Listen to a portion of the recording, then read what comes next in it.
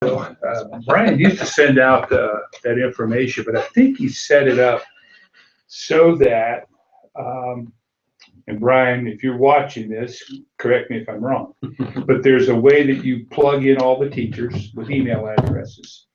And then it automatically, once we close it out, sends you an email. And it tells you, here's the link, and you go there to watch. That's the way it's supposed to work. Okay. Then that's something we need to check on. Because my understanding was, I remember getting them back when, but that's how it's supposed to work, as I understand. Oh. But whether it's working that way or not, I don't know.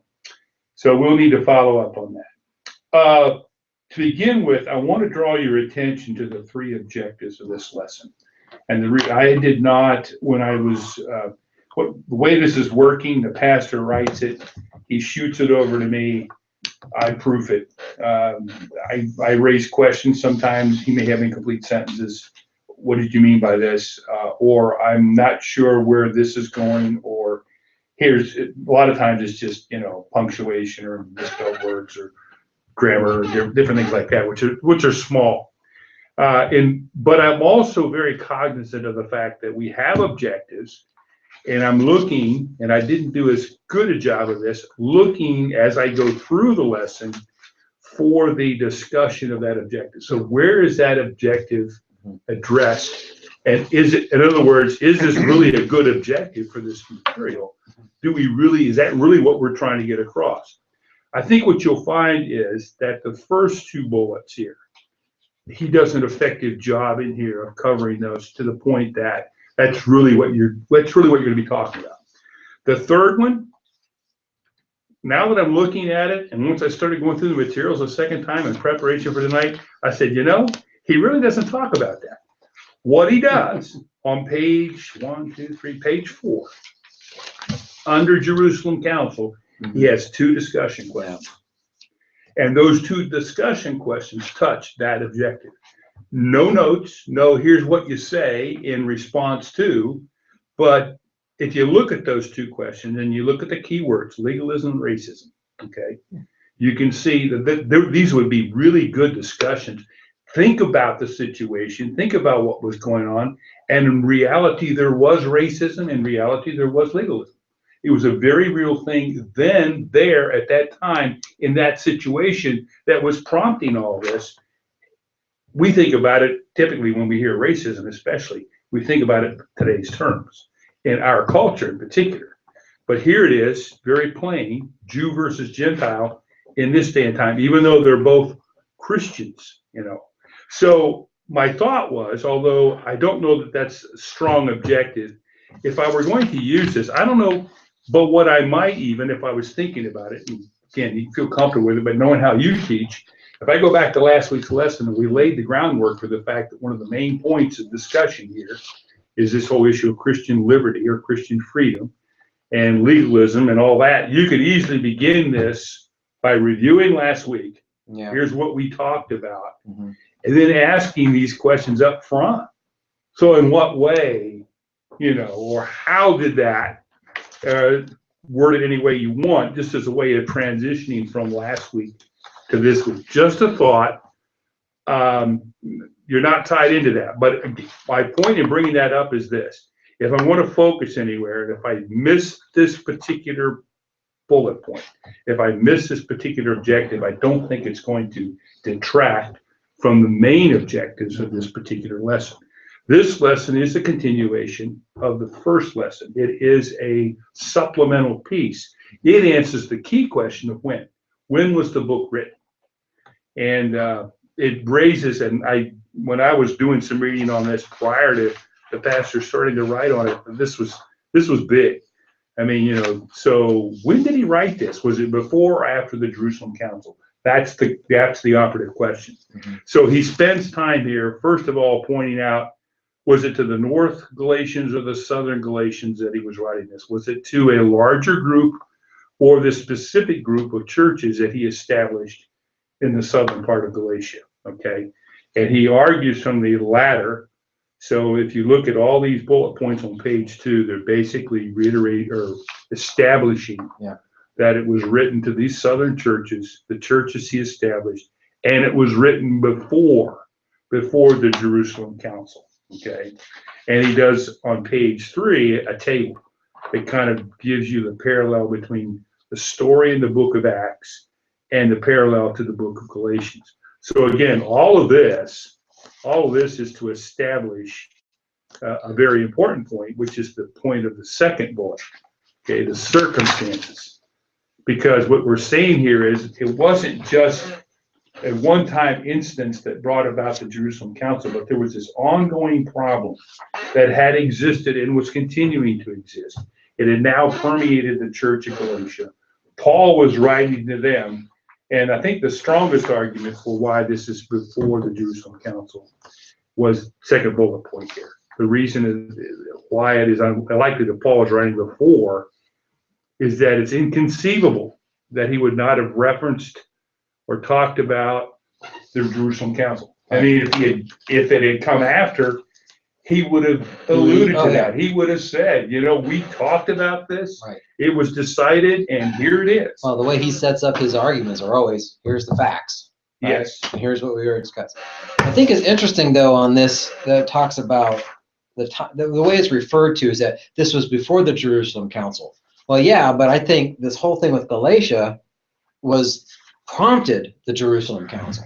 Yes, you could see that, and I think that's the point he makes. He makes over here under the Jerusalem Council these key points. The first one, again, goes back to this fact. It's clear that this false teaching existed. Mm-hmm. It had been ongoing. It was a systemic problem. Right. It was nothing that just happened here at this time. Right. This is to your point, this was the straw that broke the camel's back. This was the final, okay, it's gotten so bad. We've got a whole group of churches now mm-hmm. that are falling prey to it. We've got to address this. So to your point, that kind of brought about the need for a definitive meeting to say, hey, we've got to talk about this. And we've got to come up with a resolution. Was the Jerusalem Council, what was the time? I don't have the timing of the calling out of Paul of Peter for not, for being two-faced about, when he's with the Gentiles, he'll eat with the Gentiles, but when there's Jewish people around, he's not going to do it. What's the timing on that? Is that still before the Jerusalem Council? Yes. Okay. And I'd have to go back and he doesn't allude to that in his table. If you wanted to bring that out, can maybe find that and insert it if you want to. But I think this table kind of lays it out for you chapter by chapter. Here's what happened before and or by parallel what's happening in Galatians. Mm-hmm. And this Jerusalem Council came about at this time. And what that does then is it drives the writing of this book to an earlier date, mm-hmm. around, as he points out, 48, 49 AD, making it the first epistle that he wrote. And which is, again, interesting because we talk about the fact that he was very down and dirty when he started. There was no pleasantries. Yeah. So we're not studying the writing format or style of Paul, but it is interesting that his first letter, he didn't have any of that because he was getting to the issue really, really quick. Okay. And I think the other point too is it's all in the conclusion of this last page, really, to me. Mm-hmm. But that conclusion, he talks about the immediate issue is the issue of circumcision. This is what the legalists wanted. This is what the Judaizers wanted. And he points out the fact, and I emboldened it, I highlighted it, Paul addressed this teaching with great zeal, first by writing to the Galatian churches, mm-hmm. and then by appearing at the Jerusalem Council. Paul knew that more than a Jewish ritual was at stake. The unity of the Jewish/Gentile church was at stake, and more urgently, the purity of the gospel was at stake. That would be, again, to me, a great discussion question. Why was it so critical? Why was this such a big deal? Mm-hmm. And if you think about it for just long enough, everything could have been destroyed. This whole thing the whole gospel, his whole ministry could have gone down to two. Well, it could have gone two different ways. Could have, yeah. This and we got, but that wasn't the point. No. The whole thing. Well, the other thing too is that going back to the first lesson, the whole thing about the Magna Carta, Yeah. right? Being liberated from Yes. certain laws or rules or Mhm. customs and traditions. And this really actually does a better job showing the link between what we had in the first lesson about the Magna Carta and everything. Mhm. What we really was talking about the cast of characters. This part now is what drives home that Magna Carta. Like this last part, what you just read. This is what's going to free us from the issue, the question of the who, what, where, when, and I don't know about how, but the what drove this, or why was this letter written? Why was it so critical?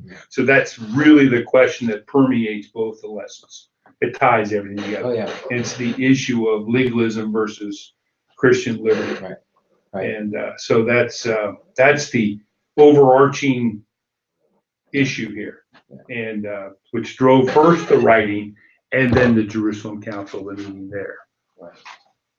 No, I think it's going to be good. But this is the why. This is why the letter was written. This is why it was written, and it drives the timing and everything. The timing, yeah, it kind of comes as a question of when was it written. Against the why is the question of, was the Jerusalem Council that occur before or after the writing of the book? That's where the when comes into play. And I think he makes a fairly strong argument. He makes the point that, there are theologians on both sides of this issue. Okay. Typically, the more conservative fall on the side of this was written to the Southern Galatians and it was written before the Jerusalem Council. And the strongest argument being, if it had occurred, he would have alluded to it. Yeah. Yeah, I mean, I read some of those things for the Northern Council argument. There isn't even an argument. I don't even understand how they could even come up with that conclusion. Again, I guess, all about interpreting what they mean by Galatia. Yeah. Why do we define Galatia? And depending on what reading you do or what research you do, it could encompass all of this, or it can encompass this much. Right. Simply by the basis of he's writing to the churches of Galatia. If he had specified to the churches of Galatia that I established, but you read what he wrote, and although it's more implied than stated, but I'm writing this to the people that I converted, the churches that I established. Right. Church plants. Yeah, I church plants. So at any rate, again, I think it's just, again, a nice segue from last week. And I would strongly encourage, although he did not write this with a review section, I would certainly wouldn't feel the least bit reserved about going back and reviewing, maybe using questions. So who were the main players? Yeah. Boom, I got boom, the okay. cards. So we did cards, and those are going to be, I still have them. Okay. I feel like, because I went over, I ran out of time. So now I'm feeling like it's my advantage. I'm like, okay, guys, we didn't really get to finish this discussion, and I can move right into this. Terrific. How did it go with the team? I showed the video that Joe actually sent that out in a series of things. It's from the Bible Project. Okay. It's called Read Scripture, and I probably might have sent it to everybody in that list, but did you ever see that? If he did, I missed it. It's my own fault. No. But I don't know if he did or didn't. It really is. It's a 9-minute video, so it's really short. Yeah, good. And it was basically someone drawing and explaining the whole book of Galatians in a nutshell. So great.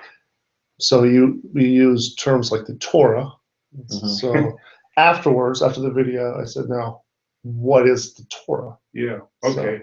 But we used that video, and it seemed to help quite a bit. I didn't realize this, but I guess he has done that with other books of study in times past. So it was actually something they're used to anyway. So very good. Really good. Very good. I didn't realize that, though. Well, I know that from a strictly academic standpoint, teaching 7th or 8th grade versus teaching 11th or 12th grade, that's a huge, it's a monster. Huge monster age span. So you've got them all in one room, capturing their attention, holding their attention, and in effect, getting something into that brain of theirs sometimes. Some of them will gravitate to it like a magnet, and others I think their brains are somewhere else. So anything you can use, video works. You're trying different things, and even in my discussion questions, there are questions that I will aim to the top shelf and questions that I'll aim to the bottom shelf, which doesn't always necessarily line up with age. Some guys, some people just like to think through processes and things like that, and some are just I'm hungry. So, I'm numb already. Yeah, so you have all kinds, but I think it went pretty well. I think. Do they engage well if you ask questions? Yes, it's taking a while, but once you realize that, once they start, the biggest thing for them is trust. Yes. So they've got to trust me that when if they make a wrong answer, I'm not going to pin their hide to the wall and embarrass them. Right. So Very true. when they realize that, and I purposefully will make really easy questions that they feel like they can answer, and sometimes, what do you think? So it's pretty broad, and what do you see? I can see how that would go. That's not at all where I'm at, but but it's not wrong. Yes. And so that just takes time. Build that trust. Good. So good. I like that. You said there was some discussion. I may be missing something. After the Jerusalem Council, and I just want to make sure that do I have the right version? Okay.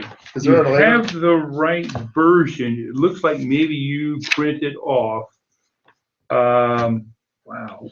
Do you have it? You printed. You have. Yeah. Do you have those? See, we're not getting this. You're not getting these? We're getting the filled out. Because I printed off the completed handout. I know what's going on here. I know what's going on. Which is, I mean, when you refer to that, and I'm looking there, I'm going, man, Nope. see that? Yeah. Nope. My fault. And I see what's happened. And I don't know why I went. Oh, that's fine. Right. No. There are 3 different versions. Okay. If you think about it, there is the completed handout. Yep. Right. Which is what you've got. There's the blanks. There's the blanks, ones that you can use in class if you choose to, and there's the visuals. But there's what I call a discussion outline, which includes discussion we're not getting that one. and that's what and I don't know why I've included it always before. I got news for you. The whole time we did really the one another's, we did not have. I only had this the whole time. I'm slipping. My fault. No, when I get home, think of it this way. The people still learn one another. That's right. It's okay. I know, but this should help. Well, that would help. I need to get this in your hands. I will go back this evening or tomorrow morning at the latest and get these first 2. Yeah. Not the first ones. Can you refer? I know we'll get it tomorrow, but can you just read what you have there on the discussion questions and how it ties into the third point? They tie into the third bullet, and they're the only 2 discussion questions he has in this lesson. Okay. But the first one is the early church battled with legalism. The attempt to add works to the finished work of Christ as a means of pleasing God. Okay. Does that happen today, and how? Mm-hmm. Okay. And you can take that either down a path of other religions or really within our own ranks. Okay. Yeah, we even touched on that by talking about the Judaizers, because they're still Judaizers today.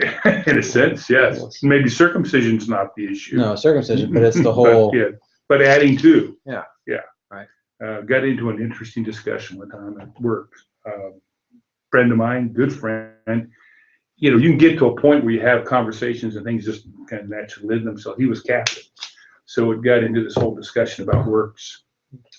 And he said, you guys are more of, I had to sit back and think, you're right. To some extent, you're right. Anyway, second question. The early church battled with racism. The rejection of Gentile Christians by Jewish Christians. In other words, they're Christians, but there was this whole thing of Gentile and Jew, because that's historical. So we're teaching that on MLK weekend. Interesting. Does that happen today, and how? So the whole issue is, are there evidences of these 2? And we were talking a little bit. We're very myopic. We see especially racism as a modern day US based thing. Mhm. But in reality, because of our culture and because of the news and everything else, but this is and has been and will always be an issue. You can't eradicate it any more than you can eradicate hunger. And you just can't do it. It exists. Now, the real question is, we know that it exists. Doesn't right the fact that it exists, but the fact that it does, how does it exist? So let me ask this question, two-pronged question.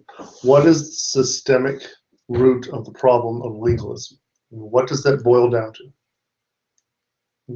In the context of this lesson, or context of just in general, or even in, when we're talking about freed from the idea of legalism, why do we battle, and I'm talking to myself, why do we battle so much with that? Why is that? Well, on the one hand, I could argue the inherent nature of man to want to prove himself worthy. Yeah. So we tend to say we have to, or we must, or there must be some way for me to put myself in good standing. I continue to want to add to, and it's the whole idea of good works, bad works, and one's got to outweigh the other. That mentality is, so we still think that way, no matter what. And so that's one side of it. The other side, which is I think the interesting one, is the whole idea of I don't smoke, I don't chew, I don't go with girls that do. That somehow I'm a better Christian. Right. The hierarchical. That I'm better. The pride of life. I mean, if you think about the lust of the eyes, the lust of the flesh, and the pride of life. Yeah. Pride.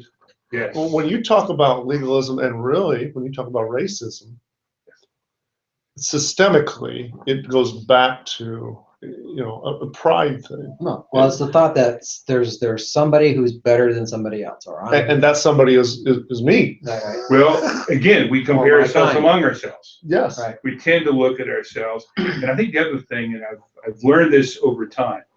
I wish I had learned it much sooner in life, but the idea of self-justification across a lot of things, decisions I make, positions I take, course of action, whatever it may be.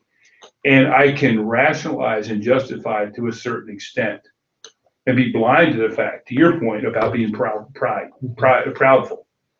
I'm really doing this because of a pride problem. Yeah. That I am putting myself on a higher plane by virtue of, you name it. Again, I don't smoke, I don't chew, I don't go with girls too. Well, and as virtue of a way of self-reward, that you earn this, or you're justifying this. I mean, that, or I know I'm right. I'm trying to make myself right, and I keep working the thought process. So I'm convinced I'm right in this. And what you've done is you've got these blinders on. We don't see. We're blind to it. I say that, and I say this in all honesty and sincerity. I never forget. I couldn't pinpoint the date, but I can remember the Lord taking a 2x4 and just hit me right square between the eyes with that. And I realized how proudful I had been. And it humbled me. I mean, it broke me at that point. And I still, to this day, as I pray, I'm mindful of the fact that, that was a huge stumbling block in my life.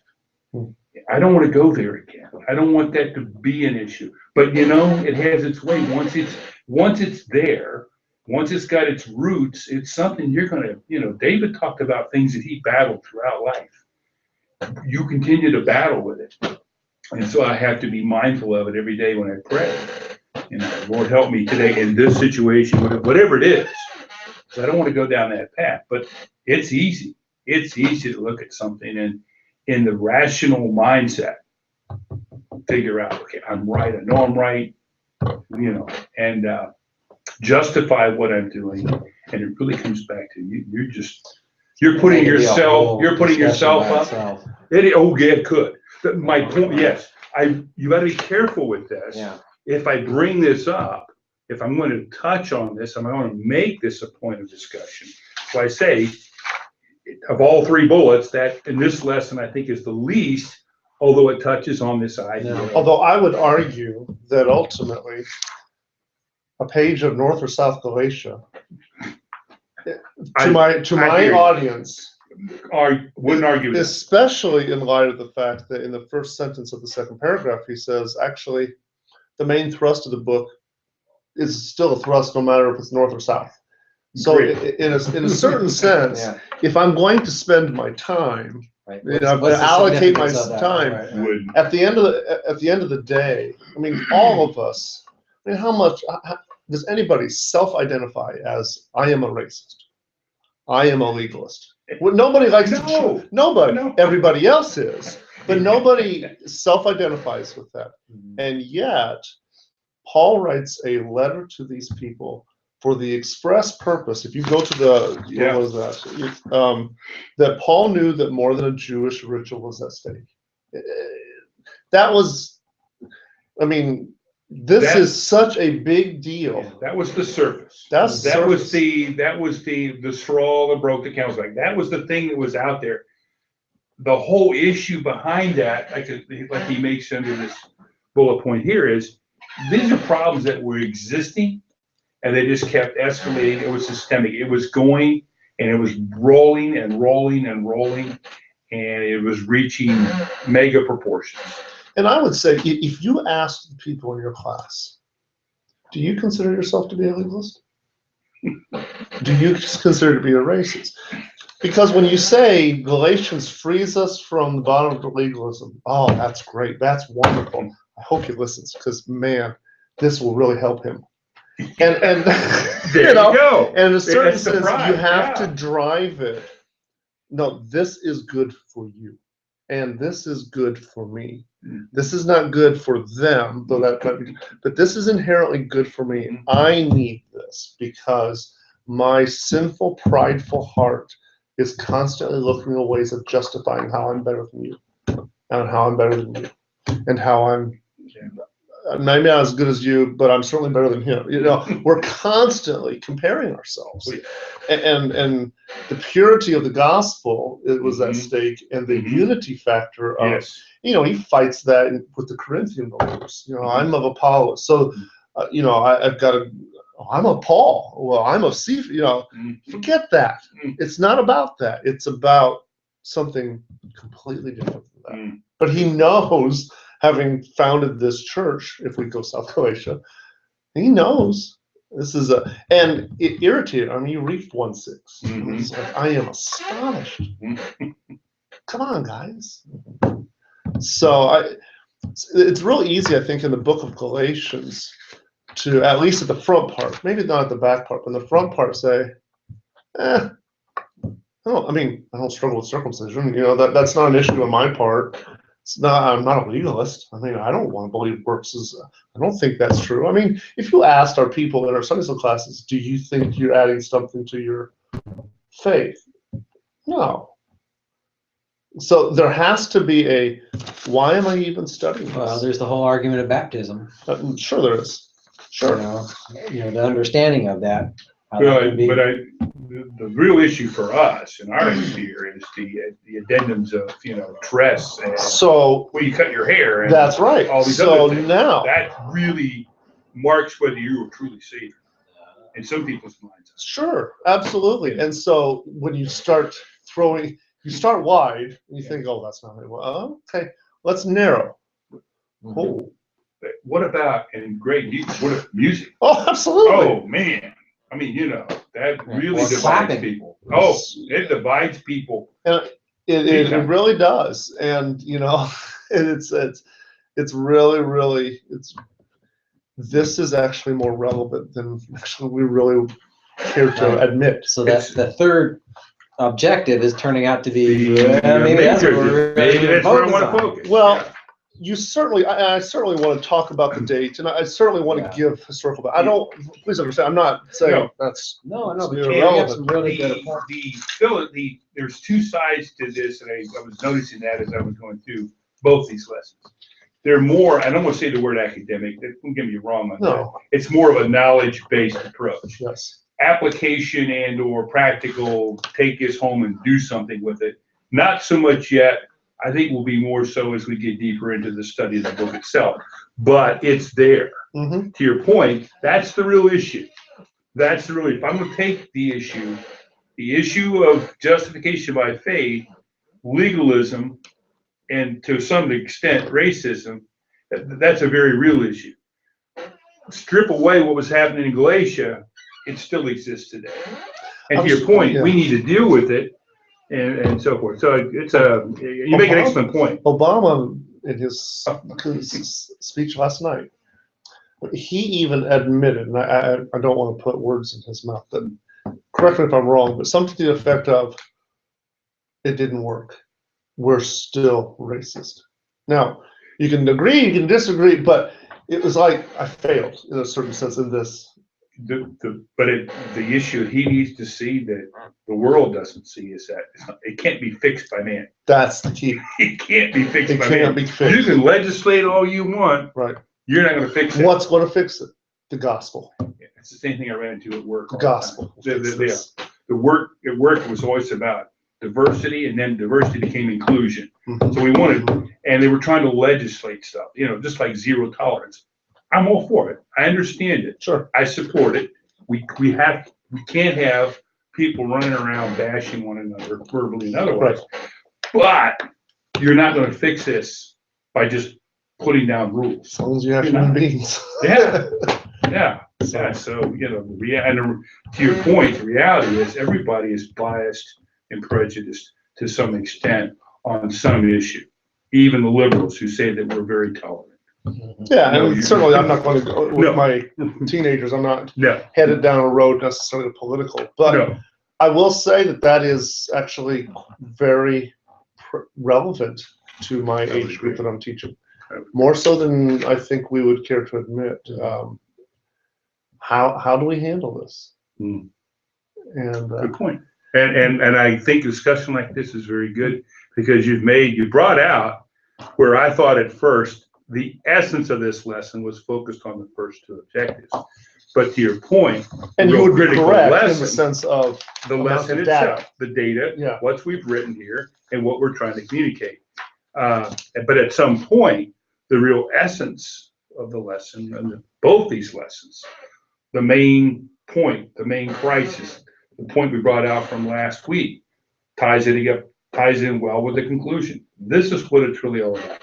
When it was written, but this is the issue that we're dealing with.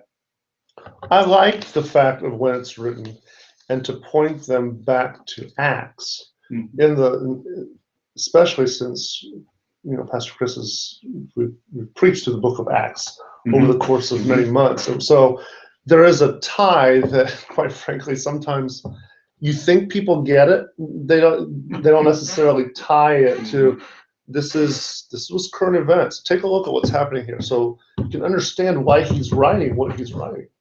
And if you look at the Jerusalem Council afterward, I mean, this thing is building to a head. Can you imagine what this would have done if this wasn't taken care of? As to your point earlier on tonight, I mean, who knows? And Paul's concern was, this can't happen to the gospel. No. You're being taught a perverted gospel. This can't keep going. And he was mad. He was hot. Very good. Which is interesting considering where Paul came from. Exactly. Yeah. Which is what we just talked about. I mean, I really harped on his whole thing, And To for hear him it from him, Right. Jew of the Jews, That's right. Pharisee of the Pharisees. Because zeal. I mean, you hear his own testimony Can of you how. not see why he was the right person to take this message? I mean, think about God's up there, okay, who am I going to get to do this?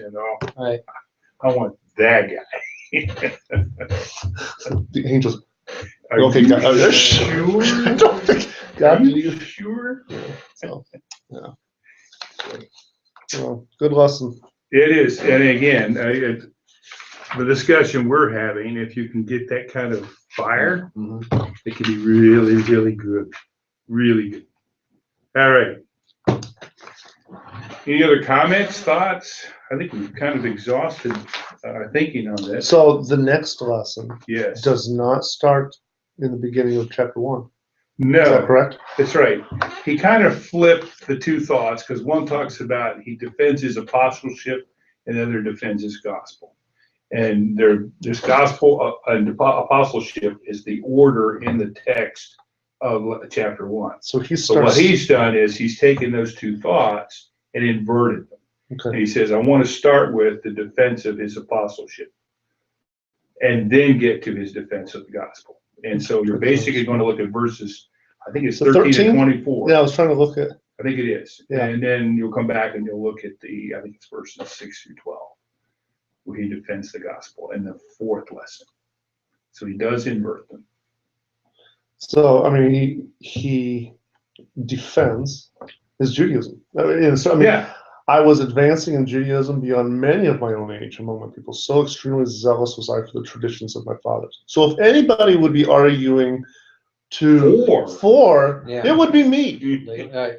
It would be me. No, that puts a different perspective on it. because in the past it's And again, you see that then as a carryover from where we've been. So and it's interesting. I mean, I appreciate the thought process because what he says, he has to defend. He's not defending himself to defend himself, Right. but he's defending his apostleship in order to defend his message. That's what he's trying to say here. That's not in here. It's not to defend his reputation. No, or necessarily not his reputation. To defend his No. family name No. or anything like that. His whole point is they're going to defend the gospel. But let me start here, and it's part of that defense. And so anyway, the sequencing of the verses is different than the sequencing of the argument. The argument next week will be on apostleship, and the following week on the gospel itself. And chapter 1 is 2 lessons, basically. Yeah. Well, I encouraged my kids to at least read through the book of Galatians this week. We'll see what happens. I said, you know what, if you want to just take 2 chapters at a time, it'll take 3 days. It'll probably take you 10, 15 minutes to read through 2 chapters. Just see if you can do it. I'm not going to ask, I don't think. Or at least, I may ask, but I won't ask for a show of hands or something like that. But Well, we were, I remember being challenged years ago, Charles Goodrich, great Bible Yeah. teacher. But he was teaching us on Philippians. He said, here's your challenge. Read through the entire book once a day for 30 days. I took that challenge, as did several of my friends, and it's amazing how much of that, I can't recite it back to you verbatim. It's like, I did that in December with this book. okay. In prep to sort of, Mhm. take away from the Galatians 5:22 or the things that, you sort of know individually to step out and work. I've done this before in other books and I've always enjoyed that approach. I like to change it up, but it's always enjoyable for 30 days. Just read through in one sitting. Mhm. Sometimes it was audio, but All right. getting through it, but it was good. It was good. Very good. Alexander Scorby. Yes. KJV. Yes. I love his voice. Well, that's all I got. That's all you Sounds got. good. We'll call it a night. Okay. Thank you, sir. We'll call it a night. Move it along.